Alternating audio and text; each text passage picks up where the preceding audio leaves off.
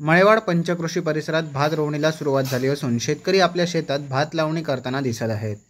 मात्र सध्या अतिवृष्टीमुळे पावसाचे पाणी काही शेतकऱ्यांनी केलेल्या शेतात राहिल्याने शेती पाण्याखाली राहून शेतीचे नुकसान होणार आहे. त्यामुळे शेतकऱ्यांवर दुबार शेती करण्याची वेळ आली आहे. त्याचबरोबर जंगली प्राण्यांचा वावर सुद्धा वाढला आहे. शेतकरी मोठ्या मेहनतीने शेतीत राबतात, मात्र सध्या होत असलेल्या अतिवृष्टीमुळे या शेतीचे नुकसान होऊ नये, केलेली मेहनत वाया जाऊ नये हीच अपेक्षा ठेवून शेतकरी आपल्या शेतीची कामे करताना दिसत आहेत. Madan Morkar, Konkan live breaking, Malewad.